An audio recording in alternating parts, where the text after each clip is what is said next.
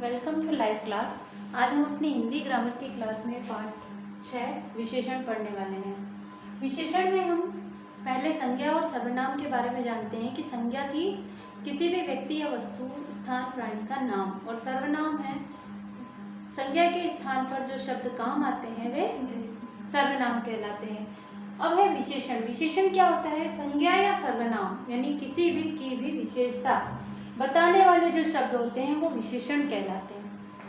Okay, विशेषण संज्ञा या सर्वनाम की विशेषता बताने वाले शब्द ही विशेषण कहलाते हैं, और जो विशेषण शब्द है वो जिसकी विशेषता बताता है वो विशेषण कहलाता है। विशेषण जिन शब्दों की विशेषता बताता है वो विशेष्य कहलाता है। विशेषण के भेद। विशेषण के 4 भेद होते हैं: गुणवाचक विशेषण, संख्यावाचक विशेषण, परिमाणवाचक विशेषण और सार्वनामिक विशेषण। गुणवाचक विशेषण में किसी के भी के रंग, रूप, गुण, दशा, स्थिति, अवस्था इनके बारे में बताया जाता है। अब है संख्यावाचक। संख्यावाचक विशेषण के अंदर किसी भी व्यक्ति, वस्तु, स्थान, प्राणी, किसी के भी संख्या का बोध होता है, उनकी गिनती के बारे में हमें पता चलता है।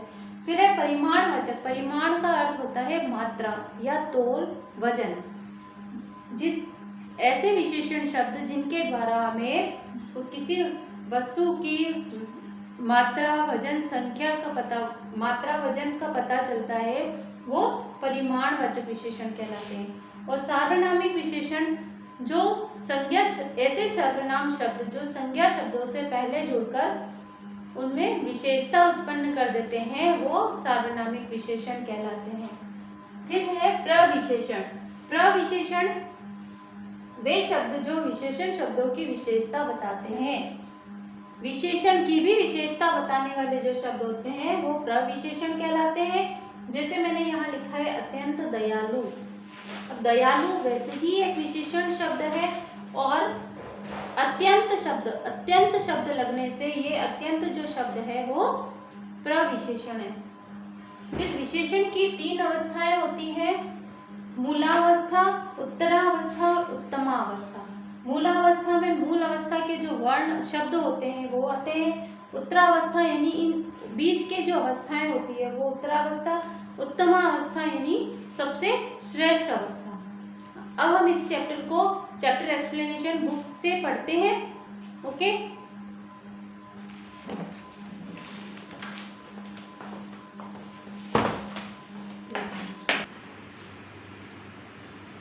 वे शब्द जो संज्ञा या सर्वनाम की विशेषता बताते हैं विशेषण कहलाते हैं। विशेषण और विशेष्य। जो शब्द विशेषता बताते हैं वो विशेषण कहलाते हैं। जिन शब्दों की विशेषता बताते हैं वो विशेष्य कहलाते हैं। यानी विशेषण जिन शब्दों की विशेषता बताएगा वो विशेष्य कहलाएगा। देन कुछ विशेषण और विशेष्य शब्द यहाँ दिए गए हैं। विशेष्य संज्ञा या सर्वनाम शब्द ही होते हैं। कुछ विशेषण शब्द संज्ञा या सर्वनाम के पूर्व या पश्चात आते हैं। जैसे वीर बालक, बालक वीर है। विशेषण के 4 भेद होते हैं: गुणवाचक, संख्यावाचक, परिमाणवाचक और सार्वनामिक या संकेतवाचक। गुणवाचक विशेषण में गुण, दोष, रंग, रूप, दशा, स्वभाव के बारे में बताया जाता है। अब यहाँ देखिए गुणवाचक विशेषण शब्द होते हैं रंग, रूप, दिशा सूचक, दिशा और दशा सूचक, स्वाद सूचक, आकार सूचक शब्द, स्पर्श सूचक शब्द, स्थान सूचक शब्द और समय सूचक शब्द। देन उसके बाद है परिमाणवाचक विशेषण। जिन शब्दों से किसी वस्तु की मात्रा या परिमाण अथवा वजन के बारे में सूचना मिलती है तो उन शब्दों को हम परिमाणवाचक विशेषण कहते हैं। जैसे बाजार से 2 किलो जो शब्द है वो परिमाणवाचक है। थोड़ा सा पानी दो, ये थोड़ा सा जो शब्द है वो परिमाण है। परिमाणवाचक विशेषण 2 प्रकार के होते हैं: निश्चित परिमाण और अनिश्चित परिमाण। निश्चित परिमाणवाचक विशेषण में निश्चित परिमाणवाचक विशेषण के अंदर किसी वस्तु की निश्चित मात्रा या परिमाण यानी उसकी सूचना मिलती है। अनिश्चित परिमाणवाचक विशेषण शब्द से किसी वस्तु की अनिश्चित मात्रा की सूचना मिलती है। अब है संख्यावाचक, जिन विशेषण शब्दों से किसी व्यक्ति, वस्तु, स्थान की सूचना, संख्या की सूचना मिले वो संख्यावाचक कहलाता है। जो संख्यावाचक विशेषण होता है वो भी दो प्रकार का होता है, निश्चित संख्यावाचक और अनिश्चित संख्यावाचक। निश्चित संख्यावाचक, जिन विशेषण शब्दों से किसी व्यक्ति, वस्तु की निश्चित संख्या का बोध हो उसे निश्चित संख्यावाचक कहते हैं। और अनिश्चित संख्यावाचक, जिन विशेषण शब्दों से किसी व्यक्ति, वस्तु की निश्चित जानकारी प्राप्त नहीं होती, यानी वो अनिश्चित होता है, वो अनिश्चित संख्यावाचक कहते हैं। अब है सार्वनामिक या संकेतवाचक, जिन विशेषण शब्दों से संज्ञा की विशेषता उसकी विशेषता की और संकेत किया जाए वो सार्वनामिक या संकेतिक विशेषण शब्द कहलाते हैं। अब आता है सार्वनामिक विशेषण शब्दों के प्रकार, निश्चयबोधक सार्वनामिक विशेषण और अनिश्चयबोधक सार्वनामिक विशेषण। विशेषण संज्ञा या सर्वनाम की ओर निश्चित संकेत करते हैं वो निश्चयबोधक सार्वनामिक विशेषण कहलाते हैं, और जो निश्चित तौर पर संकेत नहीं करेंगे वो अनिश्चय सार्वनामिक विशेषण कहलाएंगे। फिर है प्रश्नसूचक सार्वनामिक विशेषण, विशेषण शब्दों से प्रश्नों की जानकारी मिले वो प्रश्नसूचक। योजक या संबंध सूचक, जो किसी संज्ञा सर्वनाम का अन्य किसी के साथ संबंध बताए वो